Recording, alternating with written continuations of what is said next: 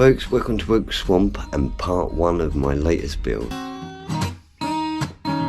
So this time I intend to build a super light, super low single-seater race car. And as a donor for this I have a 1938 Austin Big 7 rolling frame.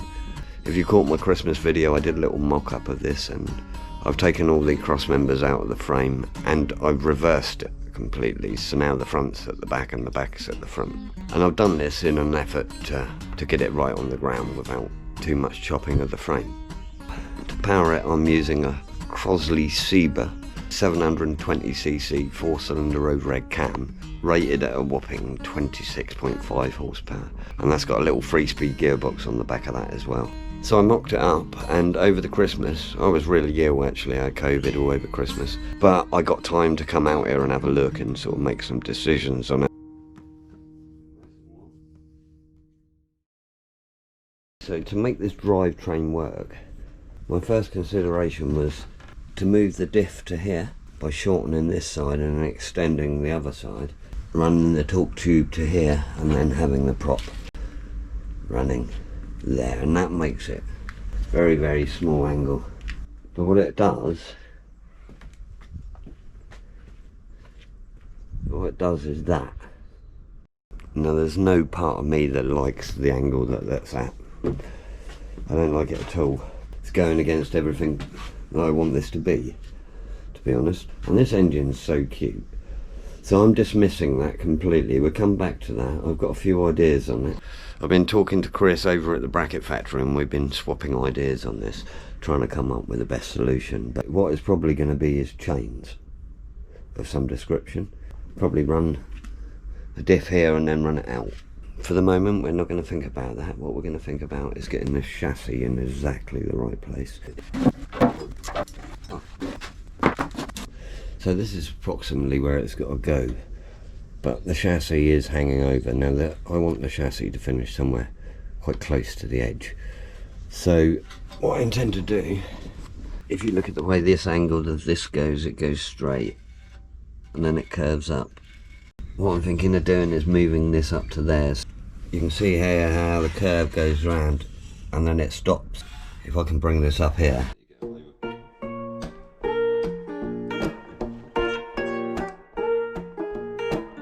Okay, look, here you can see the difference. So it comes up and terminates quite quickly.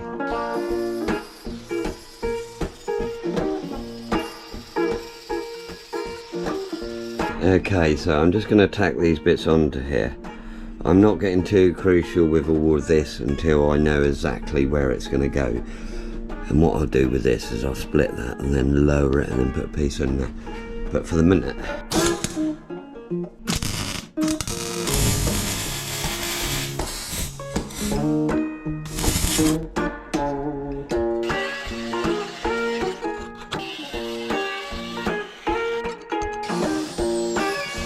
the bit of alley I've cut, I've just bolted to the two frames. This is all temporary, you've got to understand. And I put a hole in the middle. I've taken a couple of leaves out, and that's kind of where it's going to look.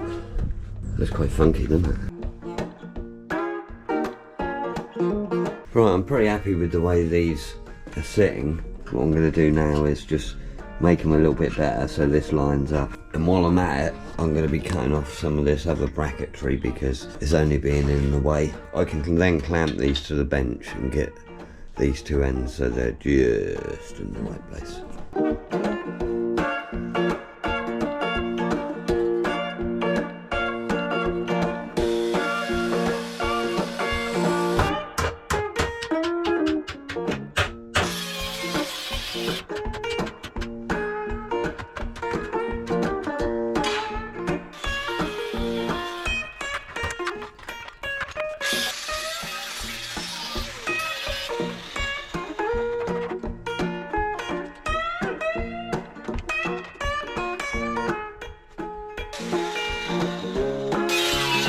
Set this one up a bit better now. I've put a split in to make the bottom fit, and I'm just going to weld the first piece up.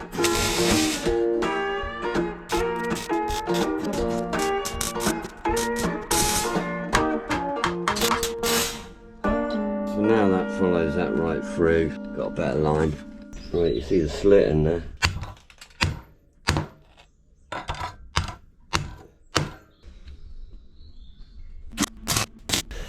Right, that's all sitting nice and flush now. They are all sitting in the right place, which is good.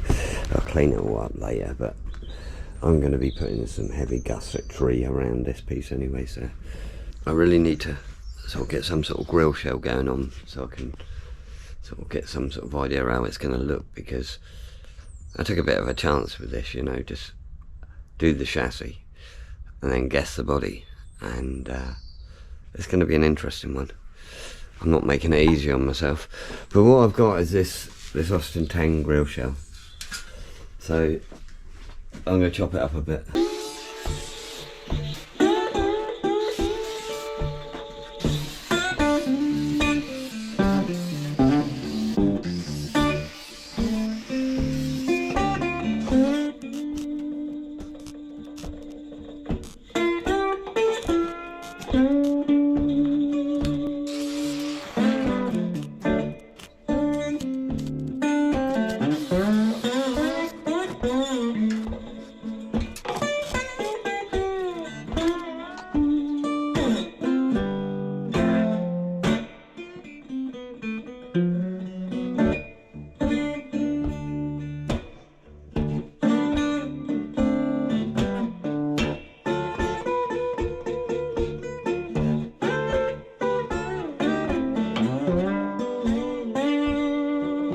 About right, I think that's it. So now what I'm going to do is I'm going to get a bit of steel to cover this, and for the minute I'm just going to bolt it on.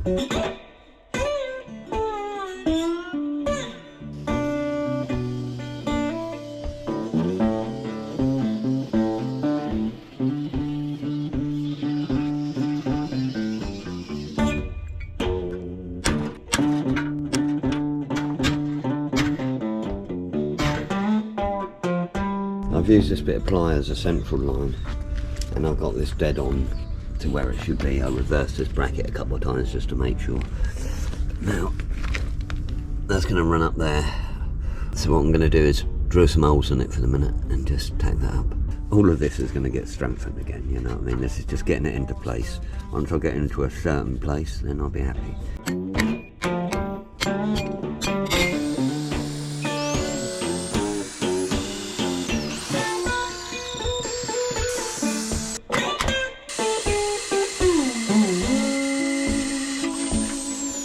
Putting this bit of rubber on here for the minute because I'm going to make a little perch for it.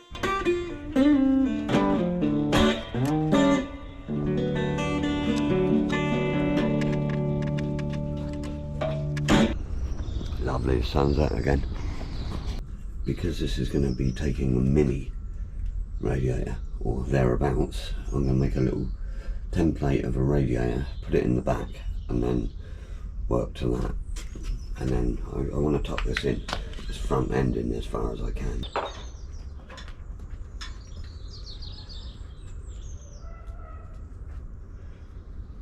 Right, you can see down there, look.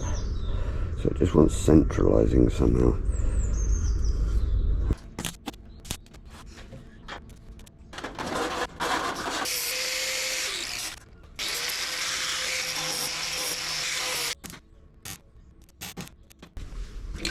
Okay.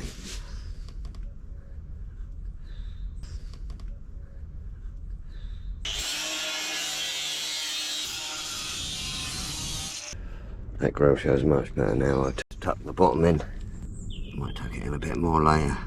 And that should take an 11-inch radiator of a mini or something. Okay, so I'm going to start setting this engine up, getting it into place. All in a temporary fashion, of course.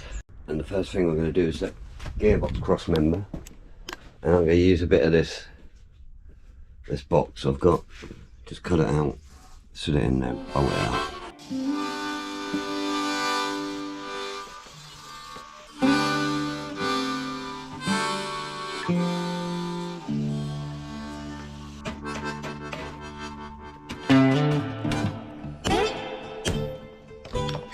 Probably noticed I'm not using my cordless this week.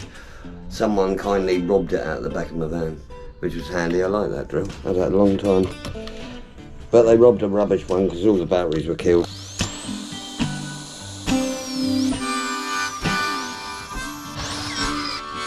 so I bolted this bit of steel to the bottom of the gearbox and I've knocked a flat down either side, and now I'm going to drop it in.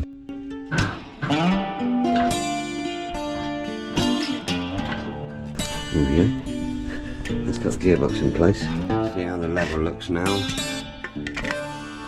Yeah, just down at the front and tiny little bit, and we'll be there. Right, I just cut the ends off what was a gearbox mount off or something. I just cut the ends off so it fits in here. And I'm just going to make it fit a bit better and then use this to mount the front of the engine.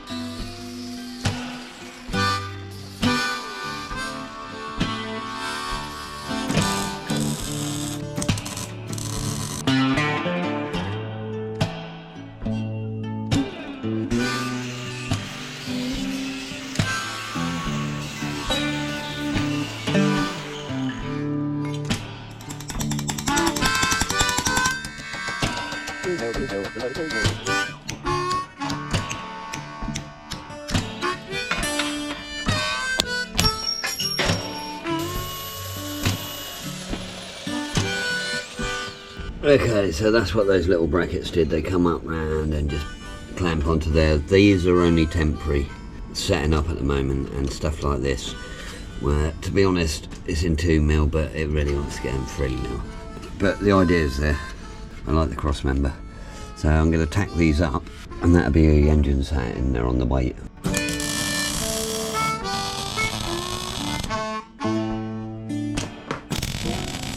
You see those little brackets? Nice spacious. Under here as well, look. There is nothing under there. If any time I want to put a flat bottom on this, it's going to be super easy.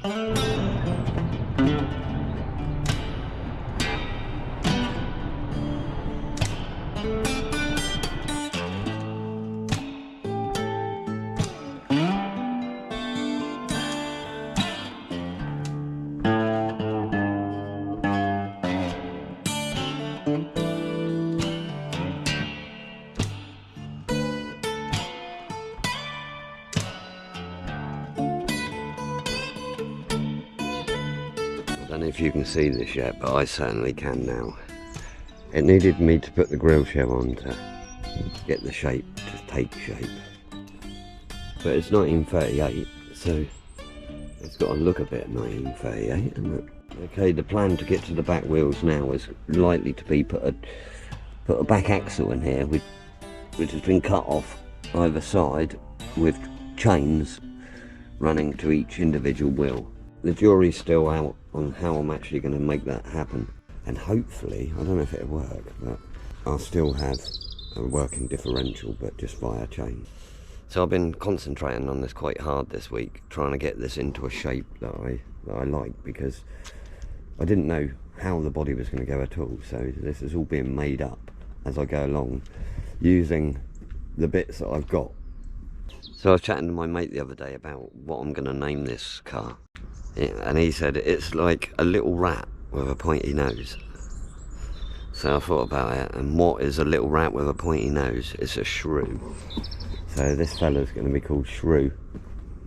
Tiny rat, pointy nose. Yeah, I can see it now.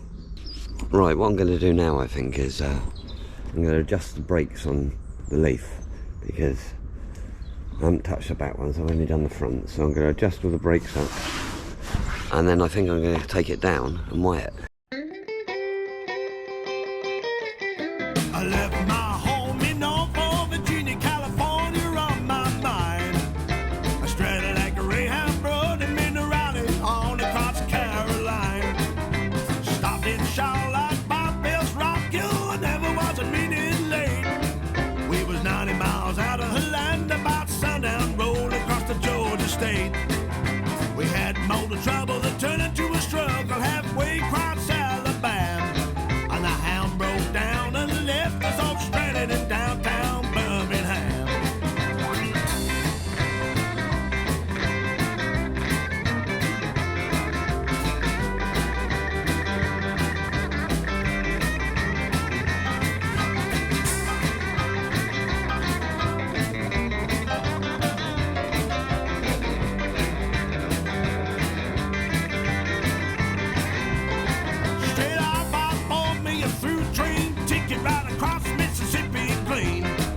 Okay, so I'm sat down outside the weighbridge and we're gonna weigh the old Leaf, see what he comes in at. What I want you to do is leave a comment saying how much you think it weighs, and the person who's closest will win a new Austin Crosley t-shirt.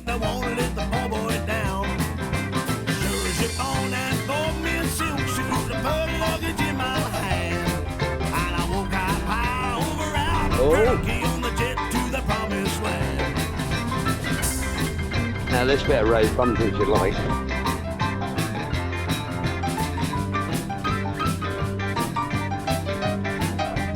I'll tell you what, that's pretty good.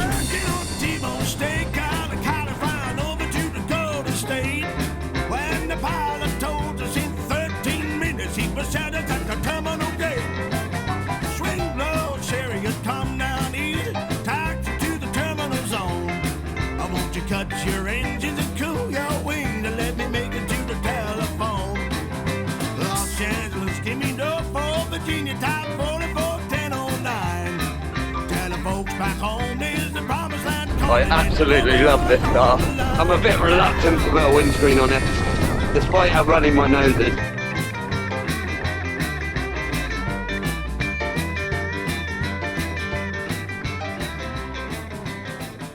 There you go, that's the starting of Shrew. And I really like how it's coming. This is going to be a cool cat, I tell you. So next time, I will be indeed fitting a radiator into here and getting this bit fitted up. Then I will put the engine into place, tuck it up, and start working towards this back end. But if you want to see any of that, you're going to have to tune in next time. So if you're not subscribed, make sure you bang the old subscribe button. If you enjoyed this video, please leave me a like and a comment. And definitely give me a comment on how much you think the Leaf weighs. Nearest person to the actual weight will win themselves a lovely Austin Crosley t-shirt. And speaking of t-shirts, make sure you get over to my shop and get yourself a lovely Oak Swamp shirt. Anyway, thanks for watching. Thanks to Jim for all the cool tunes. And I will catch you dudes next time. Hang loose.